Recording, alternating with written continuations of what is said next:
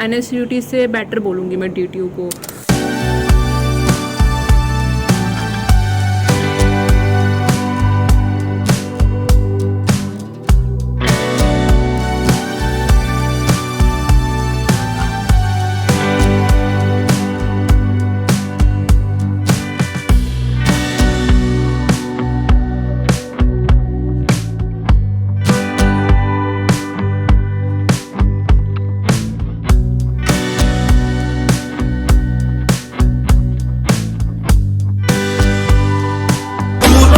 तो भाई किसी भी कॉलेज में अगर आपको एडमिशन लेना है ना, तो आपको दो तीन चीजें देखनी पड़ती है कि भाई वहाँ पे प्लेसमेंट बढ़िया है कि नहीं है, वहाँ की फैकल्टी कैसी है और कॉलेज के आसपास का एनवायरनमेंट कैसा है। तो ये तीनों चीजों के बेसिस पे मैं आपको आज DTU का कैंपस टूर कराने वाला हूँ। साथ में हम स्टूडेंट इंटरेक्शन देखेंगे, फैकल्टीज के बारे में भी मैं रिव्यू लूंगा और सारी चीज आपको DTU में आने से पहले क्या पता होना चाहिए कंपेरिजन भी आपको करके बताने वाले हैं। तो without any further delay start करते हैं कैंपस टूर।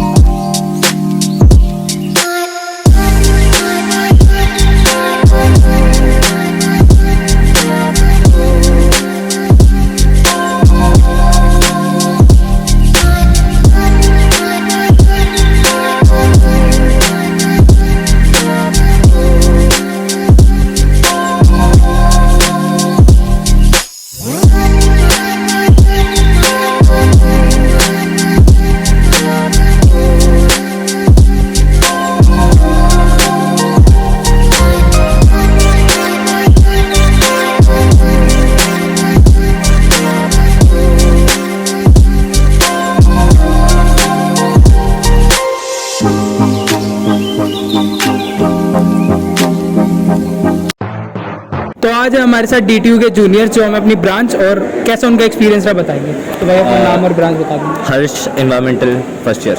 कैसा आपका एक्सपीरियंस रहा अभी तक DTU में? मतलब ओवरऑल कॉलेज जैसा सुना था वैसा ही है, फन है बट स्टडीज़ का है, थोड़ा सा करना पड़ता है, खुद ही करनी पड़ेगी। मतलब होता है ना यहाँ पे चिल ज़्यादा हो गया तो बहुत बार छूट जाती है चीज़ें, मतलब हम मज़े मज़े में ले लेते हैं इसलिए। अच्छा, और क्लासेस वगैरह लग रही है प्रॉपर? क्लासेस प्रॉपर लगती हैं। आपका क्या एक्सपीरियंस रहा? मेरा हिमांशु नाम है, एनवायरमेंटल फर्स्ट ईयर। और फर्स्ट ईयर मतलब कब चला गया पता भी नहीं चला। अटेंडेंस का कोई सीन नहीं है इतना, बट आपको पता होना चाहिए कि क्लास में क्या चल रहा है और HOD से पंगे नहीं लेने वरना वो लगा देगा। और CWS के मार्क्स खींच के रखने होते हैं वरना बैग लग जाती है। बैग के कितने एक बार बैग आ जाए कितने चार्जेस लगते हैं दोबारा देने के? 5500 रुपये। 5500 रुपये जो पर सब्जेक्ट। अच्छा हाँ। आपका क्या नाम है? मेरा नाम कनिशा है एंड मेरा भी फर्स्ट ईयर है एनवायरमेंटल इंजीनियरिंग में। सब्जेक्ट इतना मुश्किल है लेकिन एनवायरमेंटल सब्जेक्ट बेसिकली वैसे कंपैरेटिवली इजी है। एनवायरमेंटल के तो ठीक है बट बाकी मैथ्स एंड फिजिक्स में थोड़ा होता है क्योंकि टीचर्स इतना अच्छा पढ़ाते लाइक वो नहीं पाते स्टडीज इतनी अच्छी जितने मुश्किल एग्जाम्स आते हैं। अटेंडेंस तो चल रहा है, अटेंडेंस का इतना सीन नहीं। और आपका मतलब कैसा एक्सपीरियंस रहा DTU में अभी तक? एक्सपीरियंस अच्छा है, कॉलेज लाइफ एक्सप्लोर करने को अच्छे से मिली है। हॉस्टल लाइफ काफ़ी अच्छी है यहाँ की, गर्ल्स के लिए बेसिकली उनकी सेफ भी है। लाइक कॉलेज के अंदर बाहर तो एरिया थोड़ा है ऐसा। एंड बाकी अटेंडेंस का सीन इतना नहीं होता तो लाइक अच्छे से घूम वगैरह पाते हो। बाकी कैंपस बहुत बड़ा है तो स्टेप्स काउंट बहुत बढ़ जाते हैं। आप लोगों को आसपास रहने में कभी कोई दिक्कत हुई हो DTU में? जैसे कैसे मैनेज करते हो, हॉस्टल या फिर PG?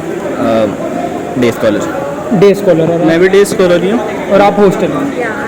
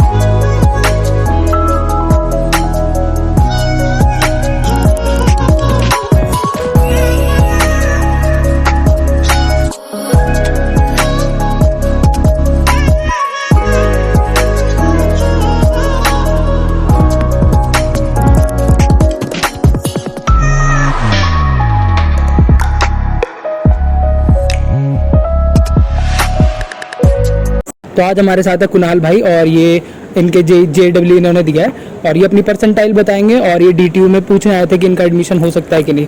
तो प्लीज़ भाई। मेरा नाम कुणाल है और मेरी JEE में फर्स्ट अटैम्प्ट में 99.3 परसेंटाइल आई है एंड मैं D2 में एडमिशन लेने के लिए आया क्योंकि यहाँ पे मुझे बड़ा अच्छा माहौल लगा, थोड़ा चिल है यहाँ पे, कोई मतलब इतनी वो कहते हैं सख्ताई नहीं है। जैसे अभी मैं NSUT में भी गया था बट वहाँ पे बहुत सख्ताई थी, मतलब वहाँ पे पढ़ाई के लिए अच्छा है बट यहाँ पे चिल के लिए अच्छा है। अगर जिसको चिल करना है वो DTU आ सकता है और जिसको पढ़ाई करनी है वो NSUT जा सकता है। दोनों में डिफरेंट कुछ नहीं है, दोनों में सेम टू सेम है, ऐसा कुछ नहीं। आपके जैसे 99.3 परसेंटाइल आए JW में, तो आप और ब्रांच या फिर और कॉलेज क्यों नहीं प्रेफर कर रहे हैं? क्योंकि मेरे 12th में 67 परसेंटेज थे तो इसलिए मैं और कॉलेज इसलिए चॉइस नहीं कर सकता क्योंकि उसमें 75 परसेंटेज का क्राइटेरिया लगा हुआ है, जैसे IIT, IIIT और फिर कुछ NIT है। बट हाँ, अगर मैं टॉप 20 परसेंटाइल में हूँ पर इसलिए मैं एडवांस अभी दे नहीं रहा हूँ क्योंकि एडवांस का मुझे लगता है कि मैं कर पाऊंगा एडवांस में, तो इसलिए मैं IIT नहीं जा सकता। एंड हाँ, DTU मेरा फर्स्ट ऑप्शन है एंड अगर मैं एडवांस का फॉर्म फिल किया है, अगर एडवांस हो जाता है तो ऑफकोर्स IIT जाऊँगा, नहीं हुआ तो फिर DTU आऊँगा और कहीं नहीं जाऊँगा क्योंकि DTU थोड़ा नहीं बहुत अच्छा कॉलेज लगा। तो जैसे कि भाई को DTU यूनिवर्सिटी पसंद आ गई है और मेरे को थोड़ा सा दुख हो रहा है भाई के लिए कि 99.3 परसेंटाइल आई है, तो NIT या फिर कुछ टॉप IITs में भी IIITs में इसका हो सकता था, but DTU is best option, उनके पास बेस्ट ऑप्शन रहता है। तो कॉन्ग्रेचुलेशन भाई, और आओगे तो वेलकम है आपका DTU। कंग्रेचुलेशन भाई।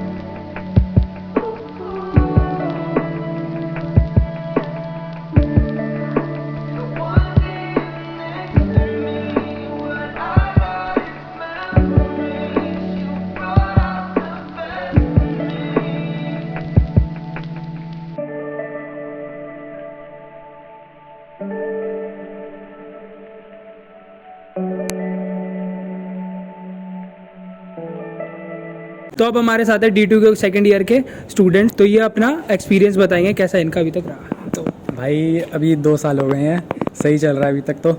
एंड जो एक्सपीरियंस है वो सही है, मतलब NSUT से तो बेटर है ये। फ्री टाइम है यहाँ पे, मतलब ला लो तो मतलब 2 घंटे यहाँ पे NSUT में 2 घंटे मिलेंगे, यहाँ पे 6 घंटे मिलेंगे फ्री।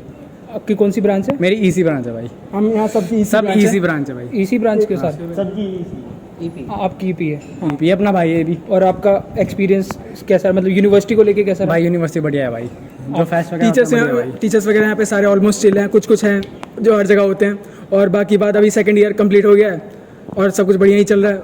एडमिनिस्ट्रेशन हमारा बहुत चिल है, वो भी कोई दिक्कत नहीं है, और एग्जाम वगैरह तो हो और गया है। एकोमोडेशन का कैसे, मतलब आप हॉस्टल में रहते हो या डे स्कॉलर? मैंने अभी फ्लैट ले रखा है बाहर, और यहाँ पे ज़्यादातर तो डे स्कॉलर है। तो आपके अकॉर्डिंग मतलब बाहर एकोमोडेशन में हॉस्टल लेना सही है या फिर PG बाहर? मेरा पर्सनल प्रेफरेंस होगा कि अपना तुम बाहर देख लो, क्योंकि जितनी फैसिलिटीज़ हॉस्टल में उससे ज़्यादा तुम्हें बाहर मिल जाएगी, सेम प्राइस में बाहर मिल जाती है। हाँ, उससे कम में मिल जाएगी। हाँ।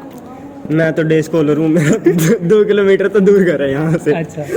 और एक्सपीरियंस ठीक ही है, हर सेम में एक आधा टीचर होता ही है जो करता है BT। और फिर प्लेसमेंट को देख के अब डर लग ही रहा है, जैसे बहुत कम गई है इस बार। अच्छा, और आपका कैसा? भाई मैं अभिषेक कुमार हूँ, मेरी ब्रांच CP है और मैं खुद एक डे स्कॉलर हूँ। तो मैं तो डे स्कॉलर होकर ये सोचता हूँ कि भाई फ्लैट या हॉस्टल मिल जाता तो वो सही रहता है, क्योंकि भाई मैं पूरे दिन का आने जाने में मेरा टाइम ख़राब हो जाता है। मैं डेली के 4 घंटे ट्रैवलिंग में जाते हैं, तो उसकी वजह से मैं जो एक्स्ट्रा चीज़ होता है उसमें मेरे को टाइम नहीं मिलता। और उसकी वजह से मेरी आजकल मेरी CG ख़राब है, अभी पेपर चल रहे हैं, वो उसमें कुछ नहीं हो पा रहा है भाई, रास्ते में रोज़ नींद आ जाती है। तो सोचा मैं भी फ्लैट ले लूँ, क्योंकि डे स्कॉलरिंग में करने में आपका टाइम वेस्ट ही होता है और कुछ में टाइम नहीं मिलता। कैंटीन को लेके आप लोगों का कैसा है कि कैंटीन तो देखो भाई, कैंटीन हमारी अच्छी है। लेकिन नई खुली है, नई वाली बहुत सही है। नई वाली जो खुली है हमारी राजसोनी में खुली है, वो बहुत सही है। और नेस्कैफे भी अपना यहाँ पे अगर कॉफ़ी वॉफ़ी पीते तो वो भी सही मिलती है टेस्ट में। किटकैट भी खोला है।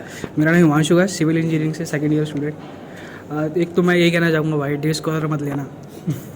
2-4 घंटे लग जाते हैं। आप क्या एक्सपेक्टेशन लेके आए थे DTU में, क्या वो उस पर खरी उतरी है या मतलब दिक्कत है कुछ? यही थी गर्लफ्रेंड बनेगी पर बन नहीं पाई।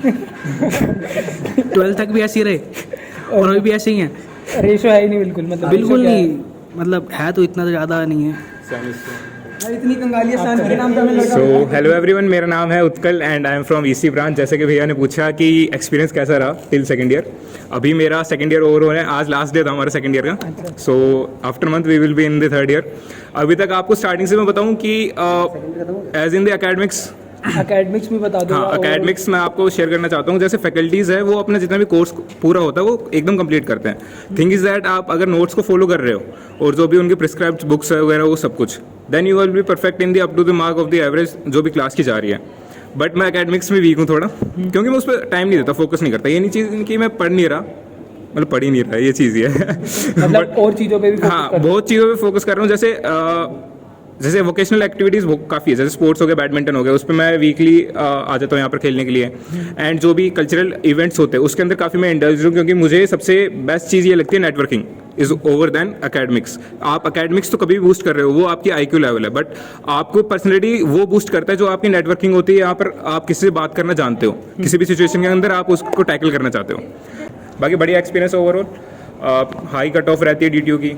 ओवरऑल दिल्ली के अंदर भी काफ़ी बढ़िया कॉलेज माना जाता है। और इंफ्रास्ट्रक्चर NIRF रैंकिंग भी इंक्रीज़ हो रही है इस बार, 29 थी इस बार, एक्सपेक्टेड है ज़्यादा आ जाए। बाकी तो बढ़िया ही है।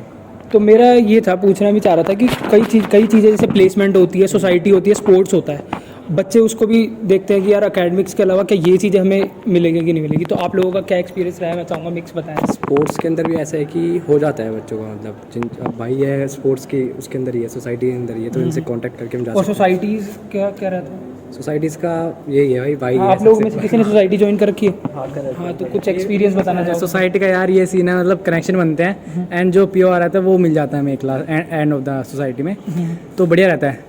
तो जो भी किस कल्चर वाली सोसाइटी है उसमें मैं इन्वॉल्व हूँ एंड स्पोर्ट्स में भी इन्वॉल्व हूँ मैं। तो आप लोगों का सेकंड ईयर अभी ख़त्म हुआ है, तो फेस्ट का कैसा एक्सपीरियंस रहा है? एक बार बता देना एक एक करके। इस बार वाले फेस्ट तो मैं अटेंड नहीं कर पाया, एक में गया था, पेपर एग्जाम था बस अभी तक एक फेस्ट भी नहीं छोड़ा और ऑर्गेनाइजिंग में मैं ही होता हूँ। तो यही है कि पहले बहुत मेहनत करनी पड़ती है ऑर्गेनाइजिंग में, और इवेंट डे पे काफ़ी एक्टिव हो जाता है, बट मज़ा आता है। सही में यही कि मज़ा आता है। फेस्ट का तो बहुत ही ओवरऑल बढ़िया एक्सपीरियंस था। सेकंड ईयर में, मतलब सेकंड ईयर में जो इस बार NG हुआ था उसमें ज़्यादा अच्छे आए नहीं थे। वैसे DTU में मतलब सबसे अच्छी चीज़ जैसे कहते हैं फेस्ट बहुत बढ़िया होता हाँ, है। वो तो बहुत ही है, बहुत बढ़िया ही होता है। भाई दिल्ली में सबसे अच्छा फेस्ट अपना मेरे को लगता है अपने कॉलेज में होता है, उसमें आके एकदम वाइब आ जाती है भाई। मेरे को मतलब इसकी चीज़ की तो सेटिस्फेक्शन है कि भाई हाँ कि भाई फेस्ट होते थे DTU कि वाले सारे इधर ही होते हैं। आके ना कोई ना बंदा कहने कि भाई अच्छा नहीं है, अरे कुछ भी नहीं है ना, अगर आप लोग आ जाओगे तो वाइब मिलती है, तो उसमें ये अपने बंदे से लोग मजे कर लेते हैं। वो आप लोगों का क्या? हमें तो कंपैरिजन ही खुद से करना होता है कि ये लास्ट ईयर से अच्छा नहीं गया या फिर लास्ट ईयर से अच्छा गया। दूसरे कॉलेज से कभी कंपैरिजन करने को मौका ही नहीं मिलता। मतलब टॉप ही रहता है।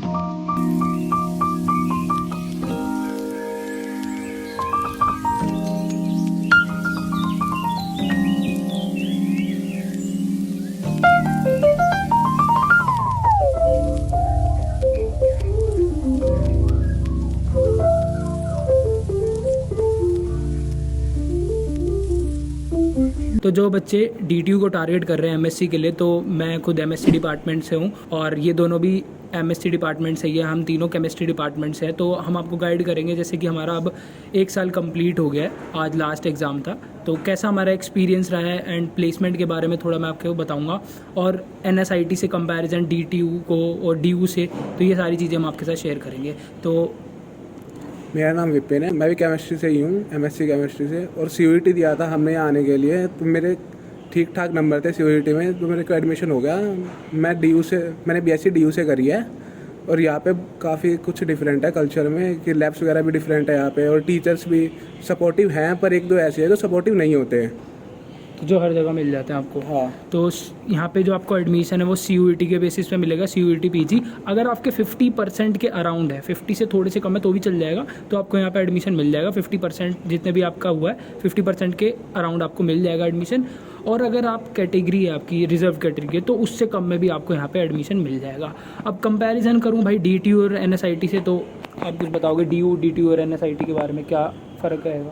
पहले तो अगर मास्टर्स के पर्सपेक्टिव से यहाँ आने का सोच रहे हो, और इफ़ यू हैव ऑप्शन कि DU जाऊँ या DTU या NSUT, तो आई प्रेफर कि DU ही जाना, अगर ऑप्शन में है तो जाना, एलिजिबल हो और स्कोर भी है, क्योंकि वही बात है ना कि यहाँ पे MSc कोर्सेज अभी न्यू आए हैं, तो फैसिलिटीज़ हो गई, सिलेबस हो गया, मतलब इतना डेवलप नहीं है सब कुछ।